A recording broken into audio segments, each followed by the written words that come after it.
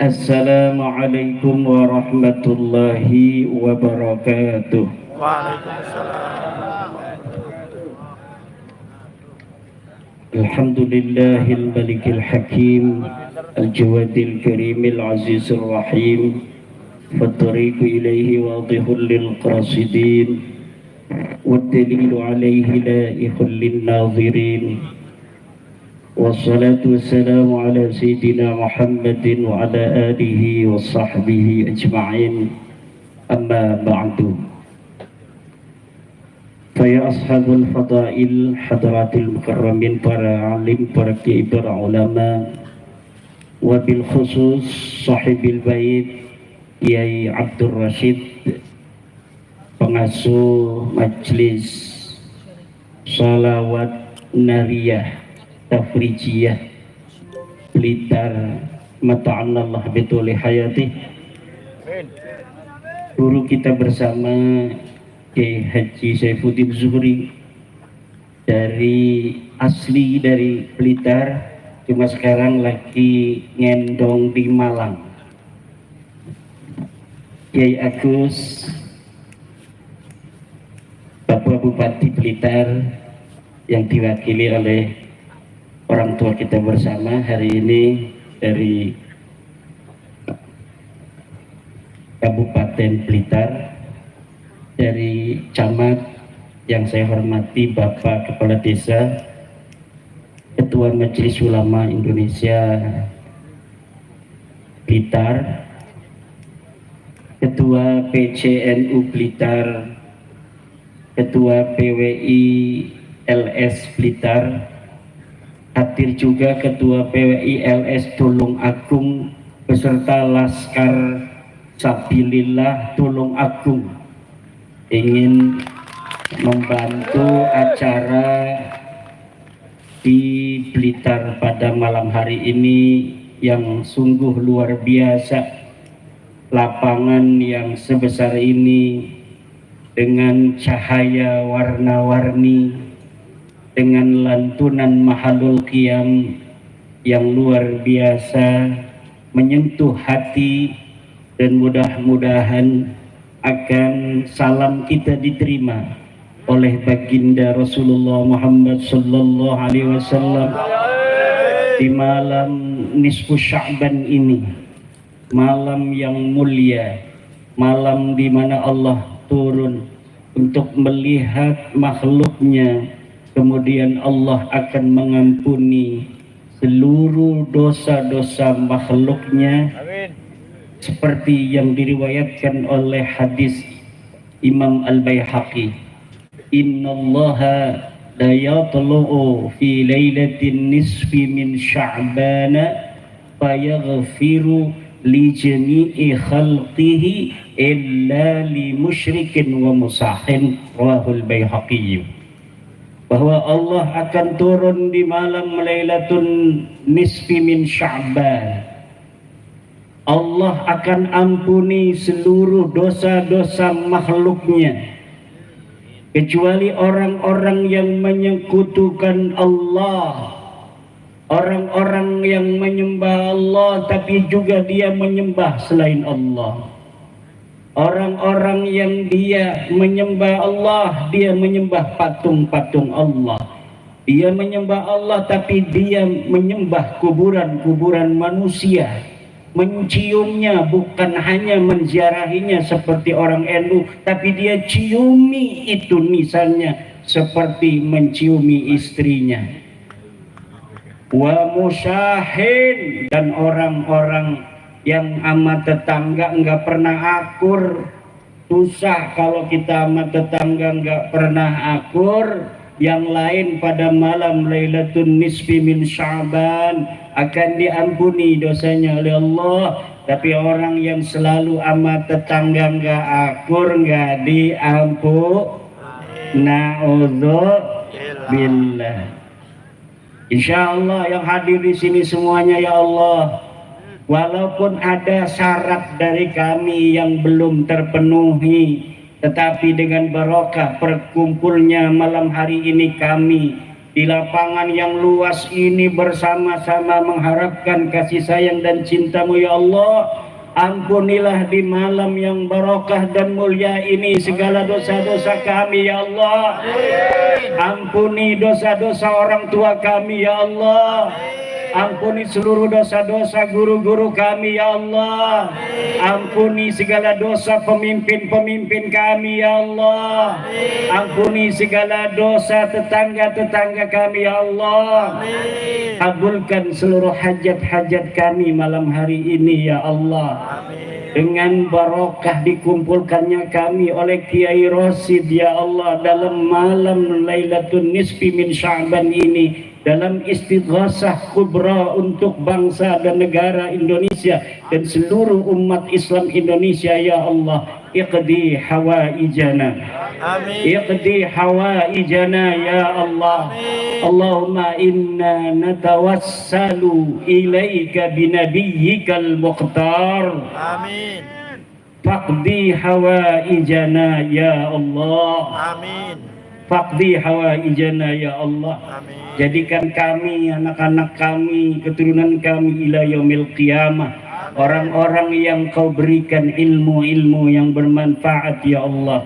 Jadikan kami, anak kami, keturunan kami ila yaumil qiyamah pemimpin-pemimpin bangsa dan agama ini ya Allah, yang akan memegang estafet kepemimpinan daripada leluhur-leluhur kami, dari anbiya, sahabat, kemudian kepada tabi'in, kepada tabi'it tabi'in, kepada para imam, para muridnya, kemudian kepada kami dan agama Islam ini ya Allah. Jangan sampai lepas dari kami dan keturunan kami ila yaumil qiyamah, sampai Imam Mahdi datang nanti ya Allah, sampai bertemu antara dua pasukan. Yang pertama pasukan Mahdi beserta Sayyidina wa Nabiyina Isa, dan pasukan Dajjal di sebelah sana.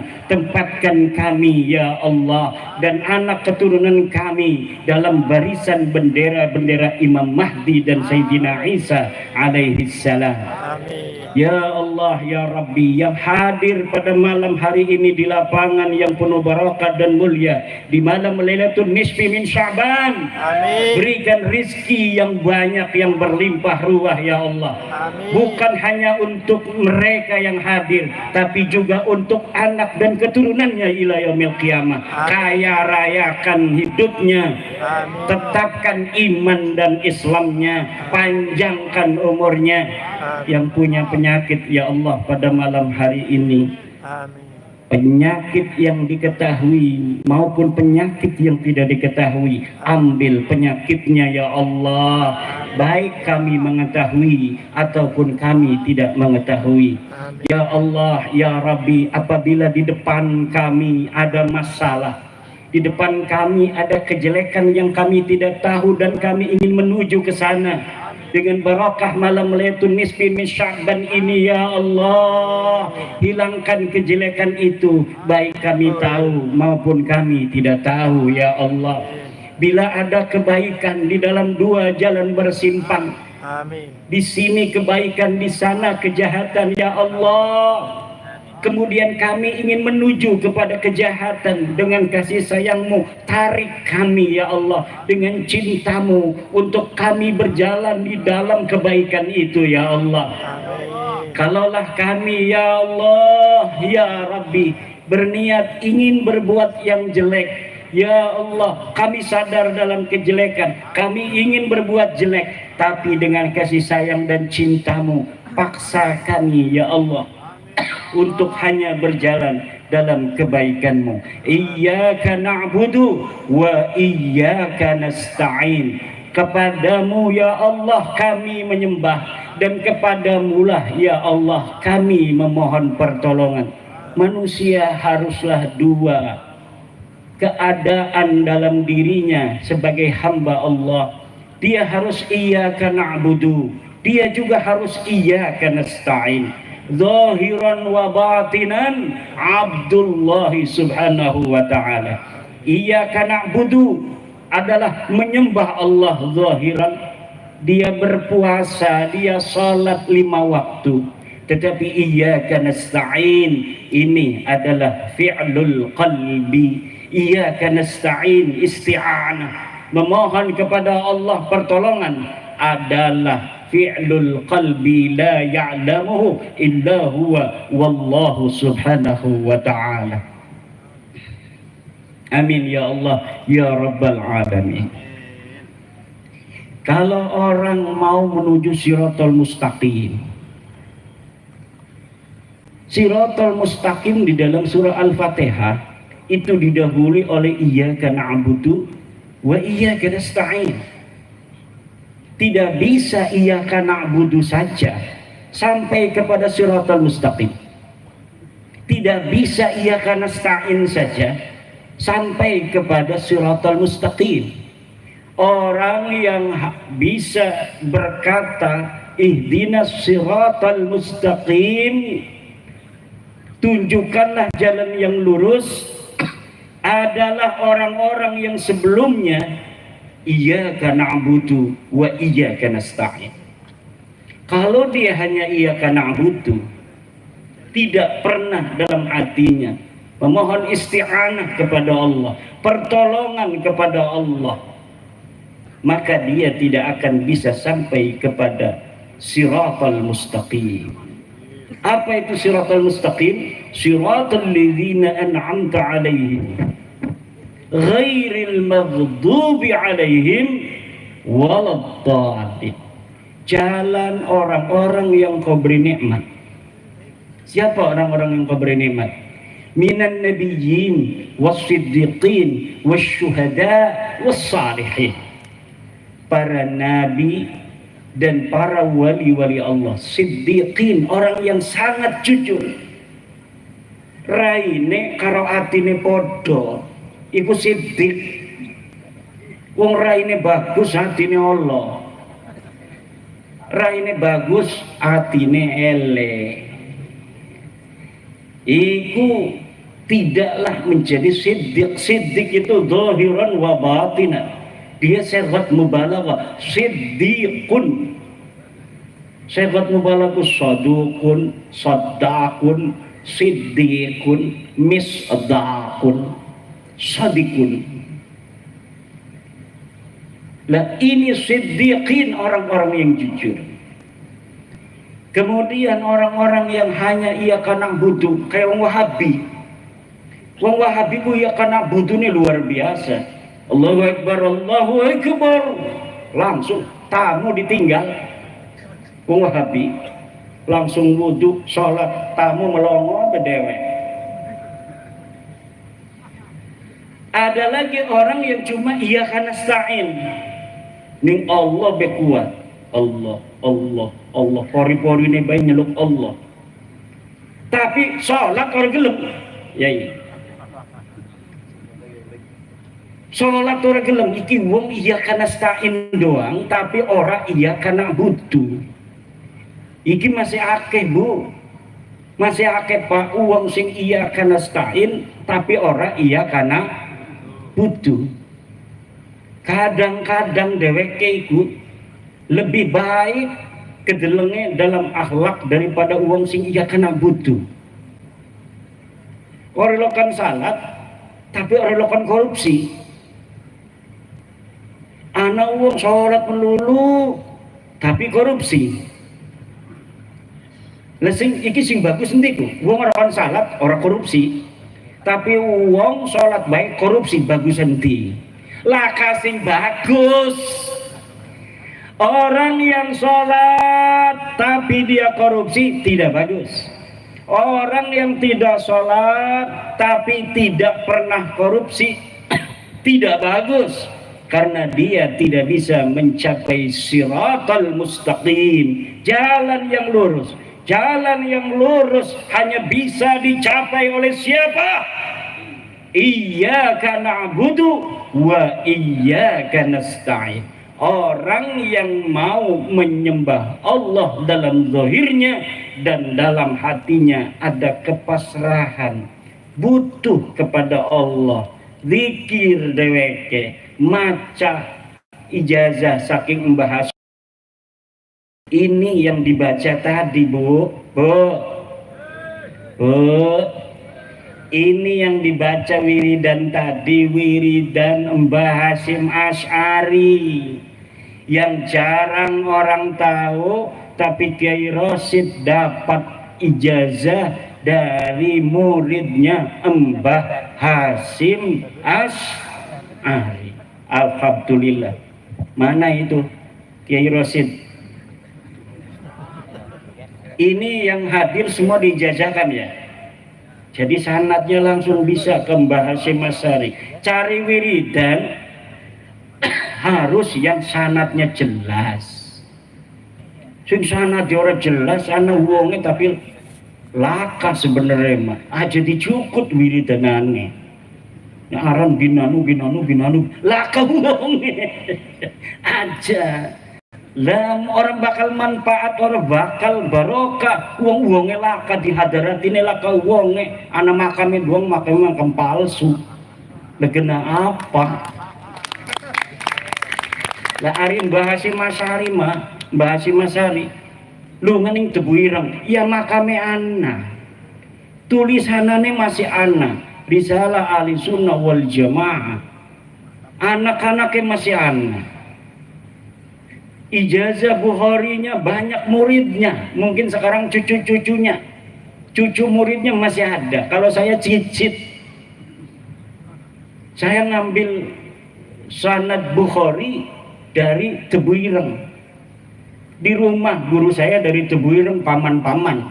Tapi saya tidak cukup, saya nyelinap ngaji di Tebu Ireng tanpa orang Tebu Ireng tahu. Kiai Habib masih ngajarin kitab Sahih Bukhari, saya ngaji di Tebu Ireng. Wong Tebu Ireng orang weruh, kita ngaji ning Tebu Ireng Sahih Bukhari ning Kiai Habib bari didorong-dorong kelawan kursi roda. Kenapa? Sanadnya jelas. Mbah Hasyim Asy'ari muhaddisun faqihun, muhaddisun faqihun, dan hati-hati dalam tasawuf. Mbah Hasyim Asy'ari sufi, tapi hati-hati dalam tasawuf. Tidak sembarangan tasawuf Mbah Hasyim mau. Kenapa? Karena tasawuf qad ikhtalata minha bil falsafah. Banyak dari tasawuf yang telah bercampur dengan filsafat, dan sebagiannya lagi qad ikhtalata bizandaqah, dengan kezindikan. Wis kita mah sing penting inget ning Allah. Ora salat maning ora apa-apa, ning Al-Qur'an ga aqimus shalah lidzikri. Dirikanlah salat karena mengingat aku. Karena tujuan salat adalah mengingat Allah, maka ora usah salat, sing penting inget ning Allah. Petoa. Sira lamun pengen mangan inget doang wareg ora? Betul apa ora? Ibu-ibu pengen mangan. Ibu-ibu pengen mangan, inget doang wareg ta ora? Iki melongo iki ngerti ta ora bahasa Jawa kresek iki? Bu. Iki kula wong Banten. Tapi Banten ngomongnya ana sing Jawa. 4 kabupaten itu Jawa. Kabupaten Serang, Kota Serang, Cilegon, Kabupaten Tangerang. Kabupaten Tangerang ada 29 kecamatan, 7 kecamatan bahasa Jawa. Kula ning Kabupaten Tangerang bahasane Jawa. Jawa ndi? Ya Jawa bener. Tapi digawan ning Wonogiri kula ngomong Jawa. Wong Wonogiri orang ngerti kula ngomong Jawa iku apa artine? Remen. Kata orang tua dulu, leluhur wong Kresek Banten itu dari Jawa. Sudah sekitar 1570 sampai sekarang 2024. Wis 500-an tahun. 500-an tahun wis ana ning Banten. Barang balik ning Wonogiri ngomong Jawa, ngakune orang ngerti ngomong Jawa. Asale sing Wonogiri.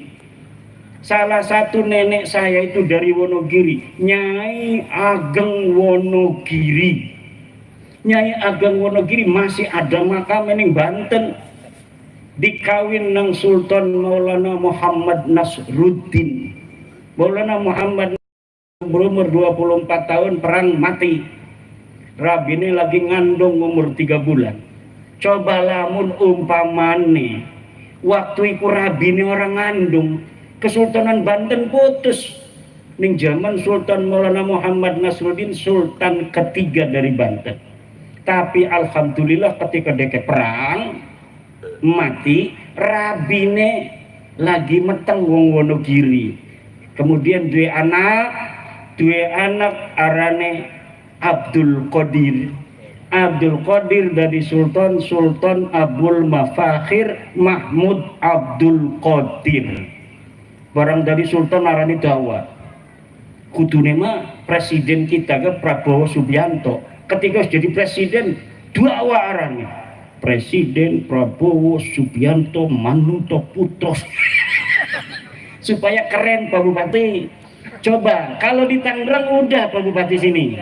Di Tangerang itu kalau bupati yang definitif itu selain diangkat oleh gubernur, dilantik gubernur, itu juga ada pelantikan budaya. Ada dewan adat, kemudian setelah dia dilantik oleh gubernur atau Mendagri, nanti dia dikasih gelar adat juga. Gelar adat oleh pemangku adat. Kebetulan saya ketua pemangku adat di Kabupaten Tangerang. Jadi kemarin itu bupati yang dulu ya selain dia mendapatkan pelantikan dari pemerintah, juga mendapatkan pelantikan secara budaya untuk melestarikan kebudayaan masyarakat supaya tidak hilang. Nah, seperti tadi ini marhaba. Ini marhaba ini jangan sampai hilang. Karena ini adalah kebanggaan kita sebagai masyarakat Jawa. Masyarakat Jawa punya harga diri. Harga dirinya dari apa? Dari budayanya. Kalau ada kebudayaan kita yang kita warisi dari nenek moyang, itu namanya heritage. Apa namanya? Heritage. Heritage itu warisan budaya yang diturunkan oleh leluhur kita secara turun-temurun sebagai identitas dan jati diri kita sebagai bangsa yang telah berkembang leluhurnya dan menguasai daerah ini selama ribuan tahun. Itu ciri-cirinya adalah warisan heritage ini yang diturunkan dari satu generasi ke generasi yang lain. Tidak bisa musuh-musuh itu menjajah kita apabila kita masih kekeh untuk menjaga warisan budaya itu. Selama mereka itu belum bisa menggantikan budaya kita, berarti kita masih menang. Tapi kalau mereka itu sudah bisa untuk mengganti budaya kita dari A sampai Z, termasuk bagaimana cara kita mengekspresikan rasa cinta kepada Nabi Muhammad dan ahli bait Nabi, mau diganti oleh budaya mereka yang mereka bawa dari tanah leluhur mereka. Padahal mereka kesini mau numpang makan karena di sana nggak ada padi, di sana nggak ada pohon, di sana nggak ada ketela, deke kurang makan, wedus bae wis padalah kesusun ini karena akhirnya deke gelati pangan ning di, ya tidak ada lagi jannatun fid dunya Indonesia jannatun fid dunya. Surga yang ada di dunia ini adalah Indonesia. Malam hari ini kita beristighosa untuk menjaga Indonesia.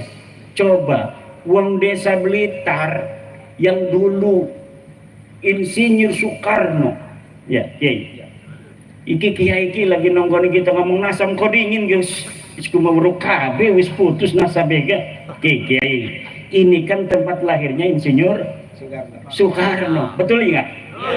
Makamnya pun wis ditakdirakan nang Allah mati neng Jakarta, wis dikubur neng Bogor, tapi leluhur orang-orang Belitan, di mana dia dilahirkan di sini, terus neng Allah peninjauan kembali. Ya Allah, kita mengajukan peninjauan kembali ke mahkamah kuburan. Ini putra kami Soekarno, kenapa dimakamin di Bogor? Dia lahirnya di sini. Tolong ya Allah, rubah itu di Lauhil Mahfuz, di mana dikatakan lahir di Blitar, mati dan diwapak dan dikubur di Bogor. Tolong ganti itu yang ada di Lauhil Mahfuz. Akhirnya Allah itu kan yamhullahu ma yasha wa yusbit. Allah bisa menghapus takdir, bu, aja gegabah. Allah bisa menghapus takdir, wis ditentukan. Maka digerakkanlah akhirnya kita bangsa Indonesia untuk memindahkan jasad Bung Karno dari Bogor kembali ke kampung halamannya di Blitar ini. Aja macam-macam wong Blitar. Wong Blitar iki presidennya se-Indonesia. Presiden pertama se-Indonesia, tapi aja sombong dingin, presiden kedua wong Banten. Siapa namanya? Saprudin Prawira, yang bisa menyelamatkan Indonesia ketika Soekarno sedang di penjara. Saudara, siapa dia? Saprudin Prawira Negara bin Pangeran Hatab bin Sultan Aliuddin Raja terakhir Banten. Orang kalah kita gitu. Ibu tuane uang Padang, uang Banten kan uangnya orang pati open. Ibunya dia aslinya orang Banten, bapaknya asli orang Banten, ngomongnya Jawa, lahir ning Kaujon, uangnya uang anyer. Tapi ketika sudah wafat, dibiarkan aja. Dia ada yang menyangka sebagai pemberontak dan lain sebagainya. Padahal untuk menyelamatkan Insinyur Soekarno, karena dia berteman dengan Insinyur Soekarno yang sedang di penjara. Kalau umpamanya tidak ada pemerintahan darurat, maka nanti luar negeri mengatakan Indonesia sudah tidak ada, maka penjajah yang dulu pernah menjajah Indonesia bisa masuk kembali. Maka orang Blitar yang lagi di penjara dibantu dengan gagah perkasa oleh orang Banten. Jadilah Indonesia masih terang siki ku Pak. Ceritanya mekonon, makanya kudu dimai kopi wong Banten merenek ki. Ki wong Banten tak kasih maulah apa-apa. Ana duren ning kana wis dibuka kita kon merene apa jawane. Ini baru dibuka sama Kiai Agus, udah dibel katanya mau siap istighosah. Saya mau makan durian dulu, nggak bisa katanya. Ya, adaifu kal mayit, namanya tamu seperti mayit, kita ikut aja ke sini nggak ada apa-apa. Malah suruh dikir lagi, padahal saya udah naik mobil dari Banten 11 jam. Mau istirahat dibelin melulu tuh sama PWI Tulungagung, PWI Blitar. Kiai jangan istirahat, langsung aja. Karena apa? Sebenarnya saya ini ceramah itu bukan ahlinya Pak. Saya ini tukang ngajar ngaji Patul Qorib di rumahnya, tukang ngajari Patul Mu'in. Ki gara-gara nasab ki kula diundang-undang, gara-gara nasab Balawi saya teliti. Ya biasa aja penelitian bahwa Balawi duduk putune Nabi, diundang-undang merene lamun ora teka maksa, awas sudah jauh teka premen. Akhirnya saya ditelepon oleh teman saya Syarif Ahmad Dairobi, Agus Dairobi, Kiai, acara di sana Kiai Rosid menanti bersama orang-orang di Kanigoro. Wah, kata saya udah ada jadwal, sebulan hanya 4 hari saya boleh keluar. karena tugas saya ngajarin ngaji di pondok. Tetapi kadang-kadang Allah itu yamhullahu ma yasha wa yusbit. Ya barang sing teka wong sing berat mah batur dewek iga hati kan. Karo Kiai Abdul Rasyid baru kenalan hatinya saja, sama-sama ahli istighosa. Tapi durung pernah kependak kan, orang-orang berat durung pernah kependak. Tapi karo Syarif Dairobi mah kulane kependak baik. Jadi orang enak. Wong sing berteman itu punya hukuk, alaihi hakun, mempunyai hak, lahu wa alaihi hakun. Akhirnya walaupun saya sudah ada jadwal 4 hari di Lampung, tidak lagi nerima yang lain, 1 bulan Februari ini terpaksa ini merene doang ki, sing 11 jam sing Banten merene, kesuk balik maning.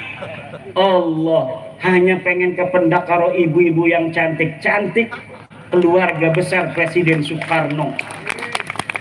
Ini kita ini malam ini mau apa namanya istighosah mendoakan bangsa Indonesia karena lagi bahaya iki. Akeh sing adu domba. Presiden kita diadu domba supaya pecah kongsi. Presiden Prabowo diadu domba karo Pak Jokowi.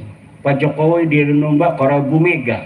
Ibu Mega diadu domba karo SBY. SBY diadu domba karo Fufu Fafa. Macem-macem lah. Kata Pak Prabowo, jangan pisahkan aku dan dia. Gak mau. Pak Prabowo itu orang cerdas, bos. Orang mau misahin Pak Prabowo dengan Pak Jokowi nggak bisa. Orang memisahkan Pak Jokowi Bu Mega nggak bisa. Kedelengin doang orang akur gak. Semuanya hatinya demi bangsa dan negara Indonesia. Orang-orang yang sudah ditakdirkan Allah di atas.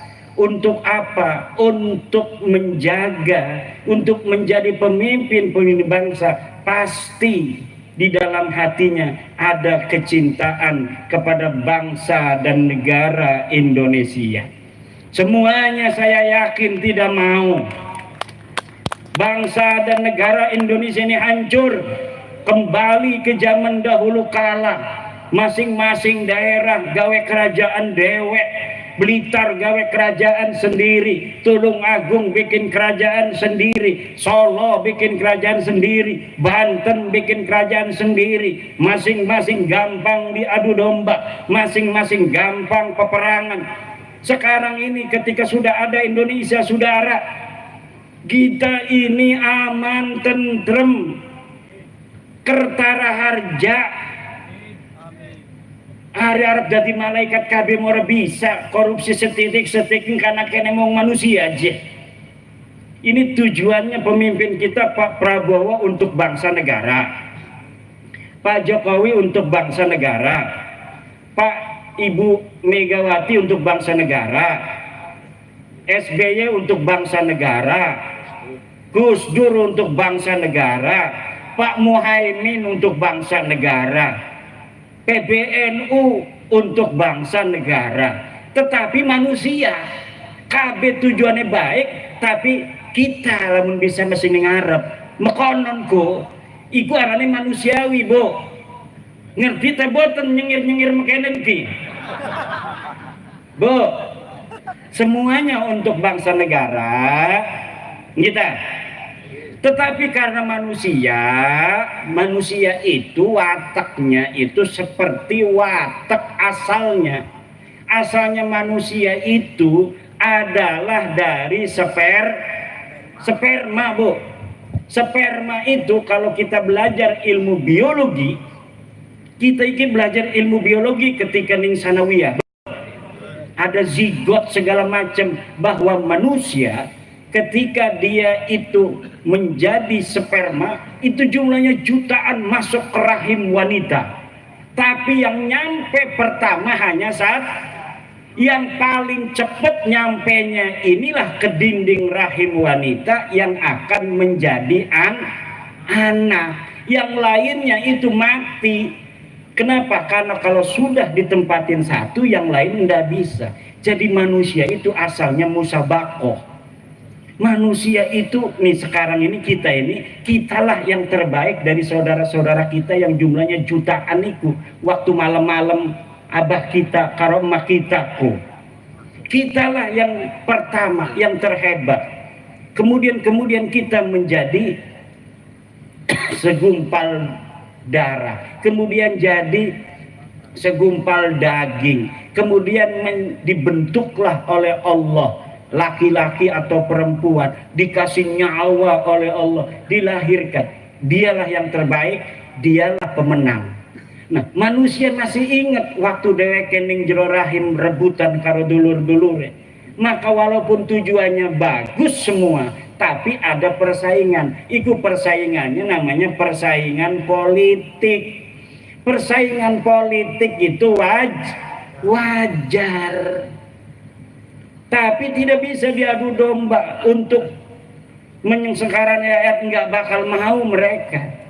Mereka itu hanya mau bersaing politik dengan tujuan sama, yaitu demi bangsa dan negara.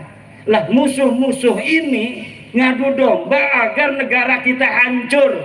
Rela apa tidak kalau ada orang mengadu domba pemimpin-pemimpin kita agar bangsa dan negara kita hancur? Ya. Lawan apa lawan? Ya. Hancurkan apa tidak? Hancurkan. Hancurkan itu orang-orang yang mau mengadu domba Bapak Prabowo dan Bapak Jokowi, yang mau mengadu domba Bapak Jokowi dan Ibu Mega, yang mau mengadu domba Ibu Mega dengan SBY, yang mau mengadu domba Bapak Prabowo dengan Bapak Gibran Raka Buming Raka. Hancurkan ya Allah, sehancur-hancurnya. Kenapa? Kalau pemimpin-pemimpin kita itu sudah bisa diadu domba, maka lemah kekuatan kita.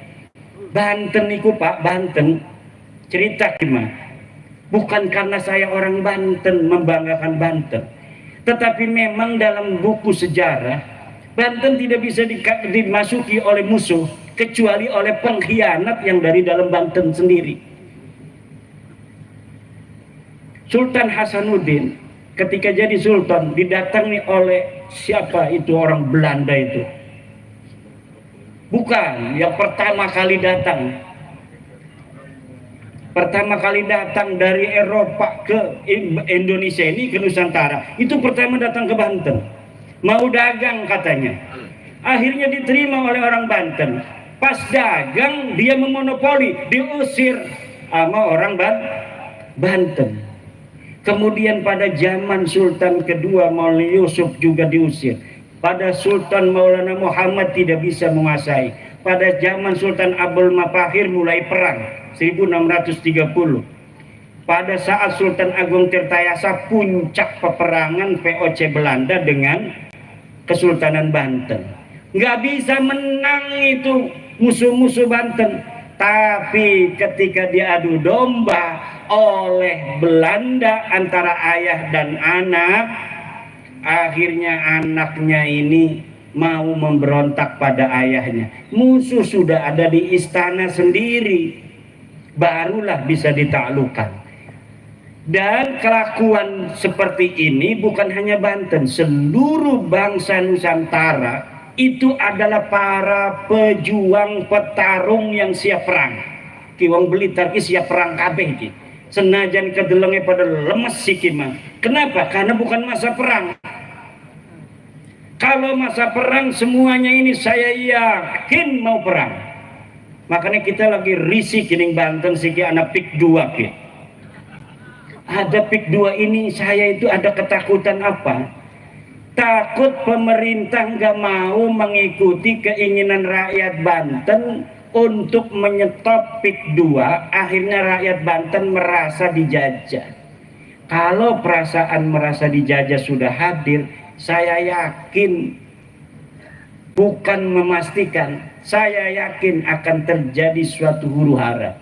Kenapa? Ketika masyarakat di mana saja itu sudah merasa dijajah oleh orang asing, sementara dia merasa yang harusnya itu membela tidak membela, maka terpaksa yang biasa nyangkul, cangkulnya akan dibuang. Yang biasa nyoret kita pulpennya akan dibuang, kitabnya akan ditutup, yang biasa dagang tokonya ditutup, yang biasanya cuma nganggur di pos kamling main remi, main catur, caturnya disepak.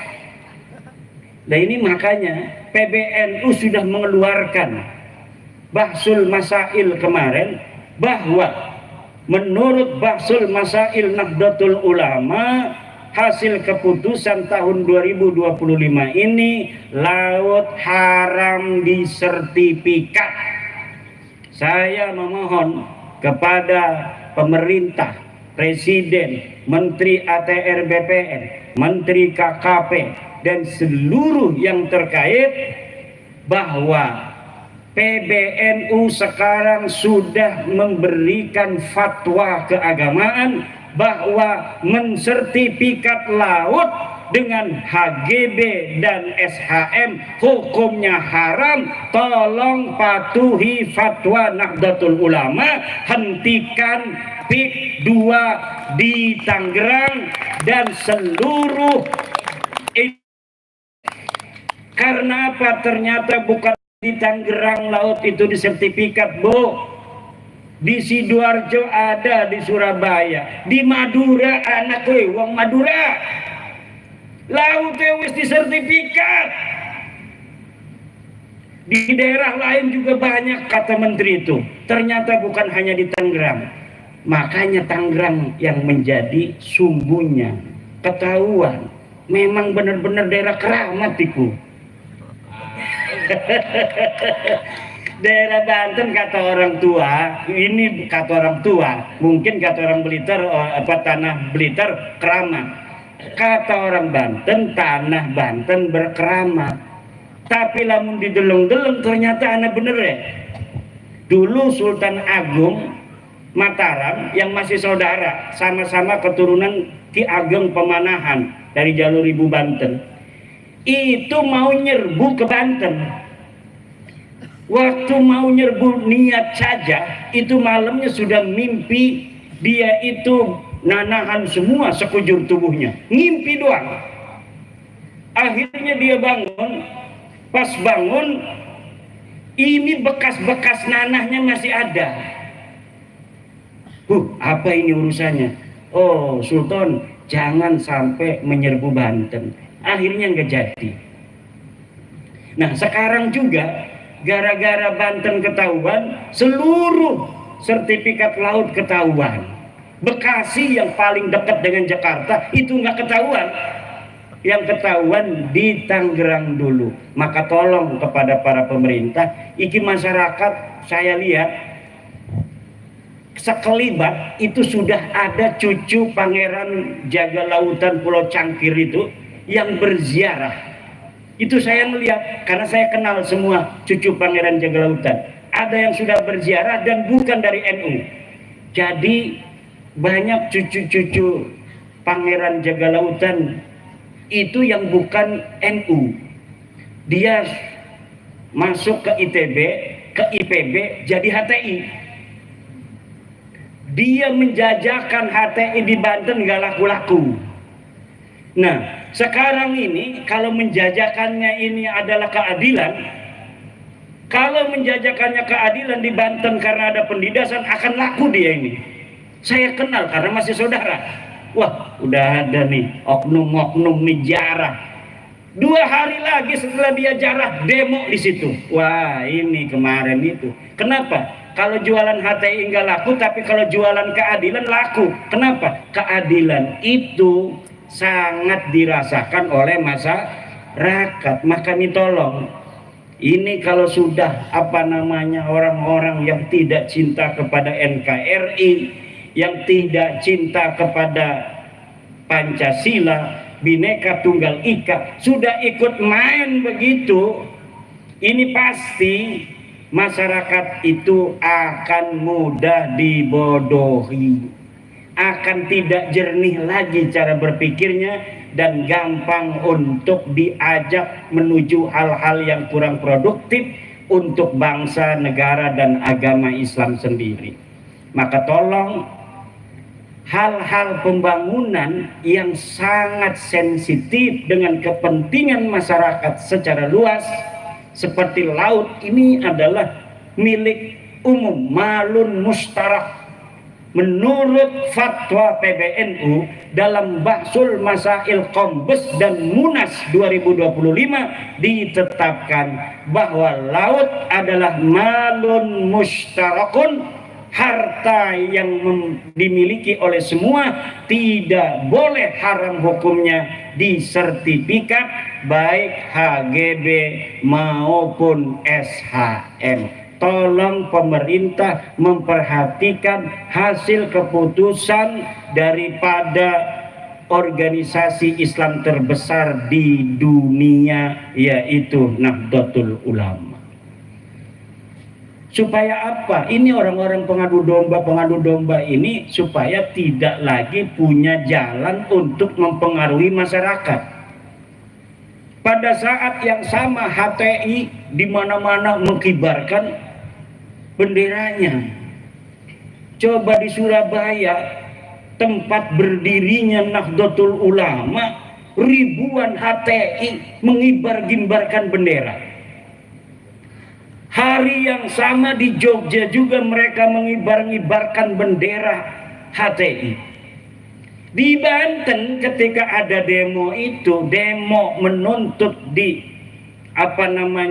ditutupnya PIK 2, baik PSN-nya maupun PIK 2-nya yang bukan PSN, itu saya lihat mereka tidak mengibar-ngibarkan bendera la ilaha illallah, tetapi 70% itu orang-orang HTI, masyarakatnya hanya beberapa persen. Nah, makanya ini adalah sebuah hal yang mengkhawatirkan. Karena apa? Kalau jualannya itu adalah jualan keadilan dan anti kezaliman yang sedang dirasakan oleh masyarakat sendiri, maka ini akan laris manis Tanjung Kimpul. Laris manis Tanjung Kimpul. Maka tolong ini pemerintah untuk memperhatikan. Ini Nahdlatul Ulama sudah turun loh, pakai fatwa Bahsul Masail. Saya di malam-malam di bel untuk datang ikut juga. Kata saya ndak mau ikut-ikut dulu. Nanti kalau sudah kondisinya kondusif, baru saya ikut-ikutan lagi. Sekarang iya, saya sekarang ini lebih baik bersama Nahdlatul Ulama di bawah. Ini enak sekali. Kenapa? Karena Nahdlatul Ulama hari ini sudah 56%, Bu. Dari seluruh masyarakat yang mengaku Islam, 56%-nya mengaku NU. Ini sebenarnya pun kata sebagian teman, ini sudah dapat ngepres sebenarnya lebih dari 56%, tetapi tidak baik untuk keseimbangan suatu bangsa di mana sebuah organisasi sangat mendominasi dari jumlah kuantitas. Sebenarnya lebih daripada 60%, tetapi ditekan agar apa? Agar tidak terlalu gejlok. Masa iya nanti akan bahaya sekali. Bahaya sebuah bangsa organisasi banyak, tetapi ketika disurvei organisasi Islam itu ada ratusan, Pak, ratusan, tapi pas disurvei ada organisasi yang sama sekali tidak punya massa. Bahkan ada organisasi yang organisasinya pengurusnya itu luar biasa, dia acara apa saja itu aktif, bahkan sering bikin sebuah pengamatan terhadap kejadian sosial dan politik, terkenal ketua anu, sekretaris anu. Tetapi ormas ini ketika disurvei ke bawah tidak punya massa ternyata. Tapi NU yang dirinya sendiri merasa hanya punya 90 juta. Itu Yai Said Agil Sirot kalau ditanya orang, Yai NU itu jumlahnya ada berapa? 90. Iku goling awang. Uling awang, nebak-nebakan doang, tidak berdasarkan survei. Pas tahun 2017 disurvei, saya ikut ketika presentasi tim surveyornya itu. Ketika tim surveyor presentasi dari Alpala Research, saya melihat bahwa 130 juta 2017 itu orang mengaku dirinya NU. Itu masih sekitar 53%. Kemarin saya nggak ikut, tetapi mendengar Gus Yahya mengatakan sudah 56% orang Islam di Indonesia mengaku dirinya NU. Coba itu hitung, berapa jumlahnya orang NU yang ada di Indonesia. Dari 280 penduduk Indonesia, 89%-nya Islam. Dari 89% ini 56%-nya mengaku NU. Allah iki NU semakin terus di nyinyirin orang, semakin gede. Mengapa? Barokah. Kayak PWI karena ini PWI anaknya NU. Semakin ditolak, semakin di mana-mana pengen jadi PWI. Syaratnya PWI harus bermitra di bawah NU. Ini permintaan dari mana-mana. Bahkan di Jawa Barat, kenapa kemarin itu sampai ada sedikit permasalahan organisatoris? Ketua Jabarnya itu dibekukan. Itu dibekukan bukan karena dia itu ada kesalahan yang fatal, bukan. Karena banyak kabupaten yang pengen dilantik oleh DPW Jabar susah mencari kiainya, ketuanya kiai banyak acara. Jadi kabupaten-kabupaten pengen dilantik, nyari kiainya susah. Jadi mereka datang sendiri kepada kantor pusat di Cirebon. Akhirnya udah, kata Ketua Umum PWI Kiai Abbas, Jabar dibekukan aja. Kiai Abdul Mujib pengurus atau ketua Jabar dijadikan pengurus pusat dulu. Akhirnya sekarang dibentuk lagi yang baru, ketuanya Kiai Abah Setu. Itu mulai orang-orang pada ingin setiap kabupaten dilantik PWI-nya di tingkat kabupaten. Jadi ini luar biasa PWI ini, kayak NU zaman dulu. NU zaman dulu itu kadang-kadang belum ada pengurus provinsi. Ada kecamatan yang sudah mendeklarasikan MWCNU. Seperti di Banten itu kampung saya, itu Kiai Muhammad Amin pulang dari Mekah tahun 1936. Kiai Muhammad Amin ini bapaknya Kiai Ma'ruf Amin. Dia pulang dari Mekah, belum ada kepengurusan tingkat kabupaten PCNU tahun 1936, tapi Kiai Amin ini langsung mendirikan MWCNU tingkat kecamatan. Jadi kecamatannya ada, kabupatennya belum ada. Nah ini seperti ini nih PWI ini. Kadang-kadang kabupatennya pengen, provinsinya susah. Nyari ketua provinsinya karena kiai semua. Kalau di Wonogiri, Seragen, sekitarnya itu semuanya kebanyakan Surya PCNU. Gampang nyarinya kalau Surya, paling dia di pondok ngajar ngaji. Tapi kalau kiai penceramah susah. Nyari saya itu gampang, Pak. Karena ada di pondok ngajar ngaji tiap waktu. Asar ngajar ngaji, maghrib ngajar ngaji, subuh ngajar ngaji. Sekarang ini nggak ngajar ngaji nih, ya karena dikerjain oleh Kiai Rosin. Suruh bertemu dengan saudara-saudara Presiden Soekarno supaya saya dapat barokah. Ya Presiden Soekarno, terima kasih atas perjuanganmu dulu membebaskan bangsa dan negara ini dari penjajah.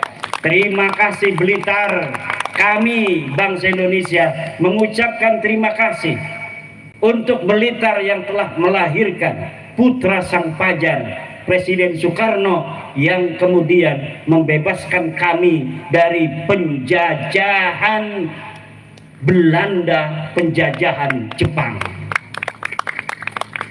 Kita tinggal menghancurkan penjajahan spiritual, pengakuan orang-orang yang merasa lebih mulia dari orang lain. Ini bahaya bagi keagamaan masyarakat Islam. Dalam ajaran Islam, inna dina indallahil Islam, sesungguhnya agama yang paling mulia adalah agama Islam. Dan dalam Islam orang yang paling mulia itu adalah orang yang paling bertakwa. Inna akramakum indallahi atqakum. Bahwa sesungguhnya orang itu bukan dilihat kemuliaannya dari keturunan siapa dia, dilihat dari pangkatnya, dilihat dari banyaknya uang, tidak, tapi dilihat dari takwanya. Semakin dia bertakwa, maka dia semakin mulia di hadapan Allah Subhanahu wa ta'ala. Tidak ada di dalam Islam orang dilihat dari keturunannya. Dia mau keturunan siapa saja, kalau dia bertakwa, maka dialah yang paling mulia. Inilah ajaran Islam dan inilah ajaran Pancasila, sila kedua, kemanusiaan yang adil dan beradab. Jangan mau dibohongi bahwa Anda lebih rendah dari mereka dan mereka lebih mulia dari Anda hanya berdasarkan pengakuan bahwa mereka sebagai keturunan Nabi. Apalagi yang mengaku itu keturunan palsu, yang DNA-nya tidak terkonfirmasi, nasabnya tidak ada di kitab nasab, nama-namanya dalam kitab sejarah. Jangan mau. Kalian orang-orang mulia, turunan orang mulia, orang Blitar, bahannya bahan bagus, bisa jadi presiden. Sudah terbukti orang yang lahir di Blitar bisa jadi presiden. Haram hukumnya orang Blitar merendahkan diri di hadapan bangsa lainnya, apalagi bangsanya itu bukan bangsa Indonesia. Tunjukkan dada orang Blitar.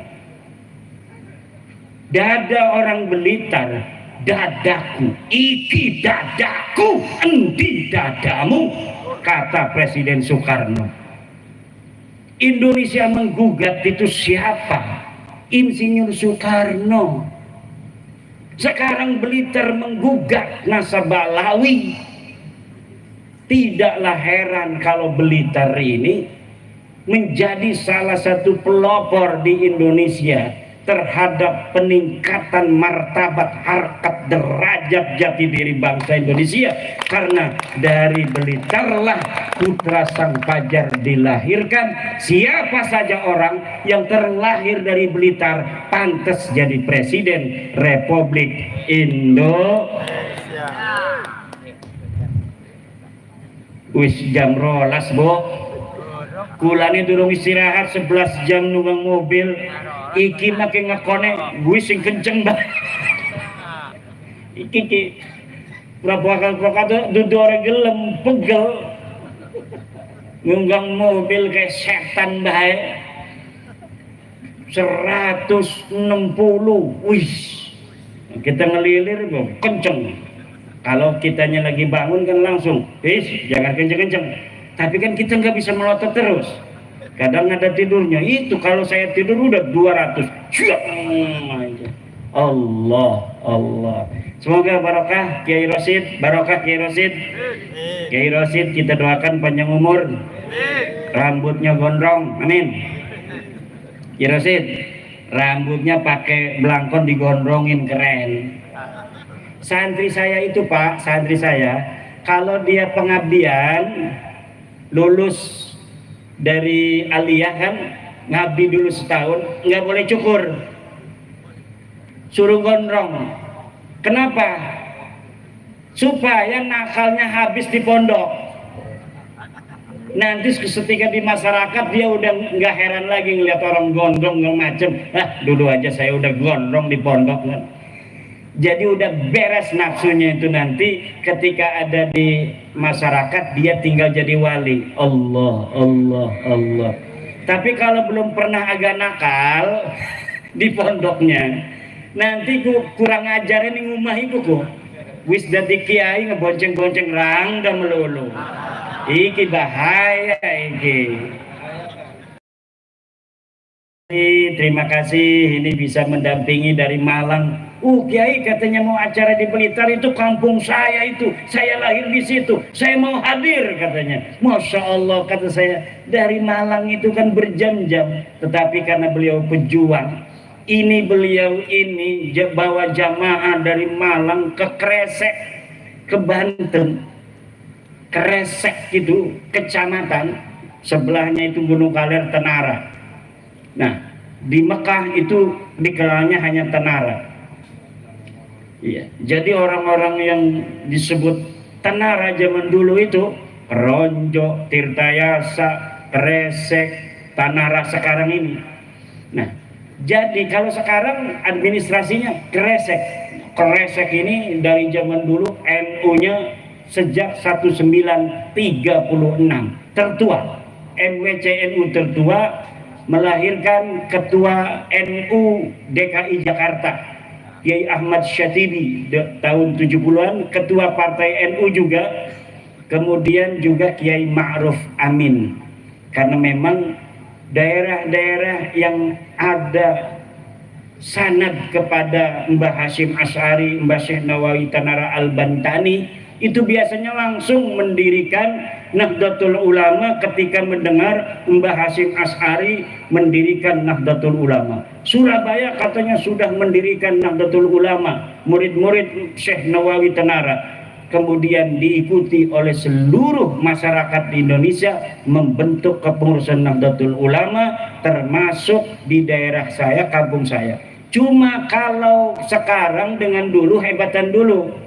Dulu itu Ansor desa itu punya drum band. Sekarang Ansor nggak punya drum band, kalah sama Ansor tahun 50-60-an.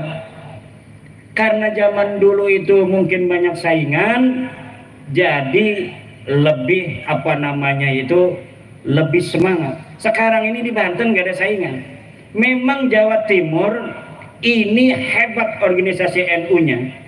Tetapi masih ada Muhammadiyah segala macam di kampung-kampung. Kalau di Banten NU semua, tapi organisasinya nggak terlalu jalan. Tapi Muhammadiyah nggak ada di kampung-kampung. Di kecamatan itu nggak ada, itu di kampung-kampung kecamatan pengurus Muhammadiyah nggak ada. Hanya ada di tingkat kabupaten. Tapi diajak NU-nya, kalau dia omong bukan NU marah. Tapi PBNU suruh begini, saya NU tapi NU-nya Mbah Hasyim. Mbah Hasyim udah wafat.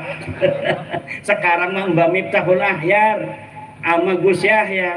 Kalau sudah menentukan secara organisasi seperti kemarin tentang Basul Masail, bahwa yang namanya laut itu haram untuk disertifikat, maka kita harus ikut kalau mengaku jamaah Nahdlatul Ulama. Kalau masih pendapat pribadi, baru itu namanya pendapat pribadi, kita boleh berbeda. Tapi kalau sudah keputusan dari keputusan sebuah organisasi, itu kita harus sam'an wa ta'atan. Demikian, barokah insyaallah, banyak duitnya yang hadir di sini semuanya.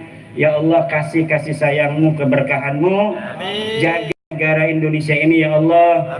Jangan sampai kurang makan.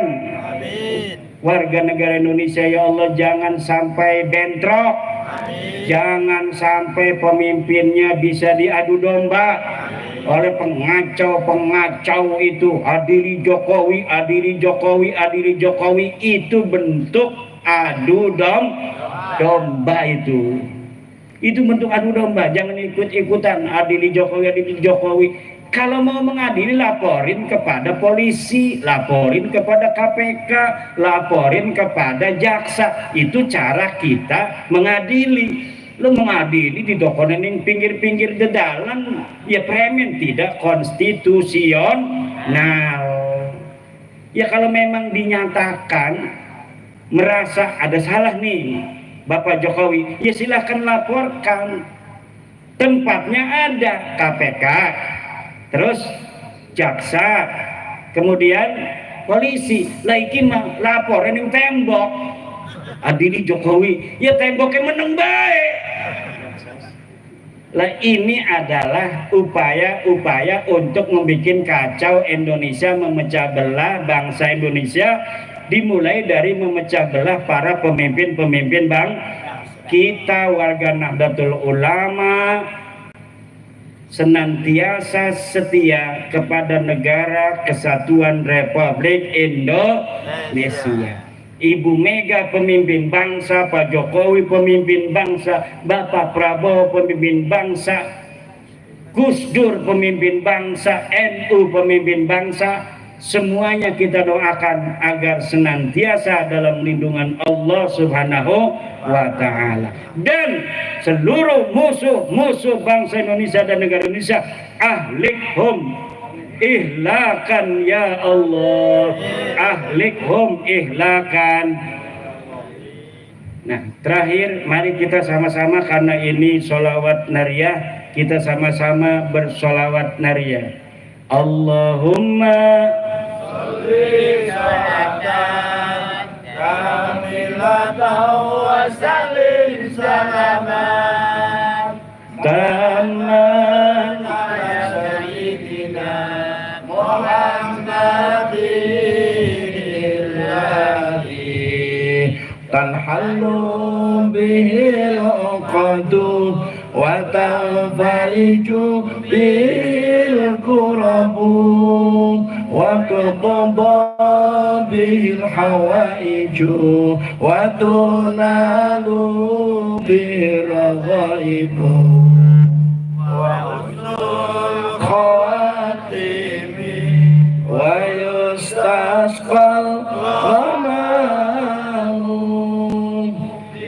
biwajhil karim wa ala alihi wa sahbihi bi kulli lamhatin wa nafasin bi'adadi kulli ma'lumin. Amin ya Allah ya Rabbal. Amin. Kenapa selawat nariyah disebut selawat nariyah? Li'annaha tuhaqqiqul hawaija kannari 'alal hashim. Li'annaha tuhaqqiqul hawaija kannari 'alal hashim. Karena selawat nariyah itu bisa menjadikan segala hajat kita menjadi kenyataan secara cepat, seperti api terhadap dahan-dahan kering. Selawat nariyah juga disebut selawat tafrijiyah, li'annahu tufarrijul kuruba wal humum. Karena selawat nariyah bisa untuk menghilangkan kesusahan dan kedukaan. Disebut juga selawat nariyah itu miftahul kanzil muhit. Miftahul kanzil muhit li'annaha miftahul amwal. Karena selawat nariyah itu kunci harta benda. Siapa orang membaca selawat nariyah 4444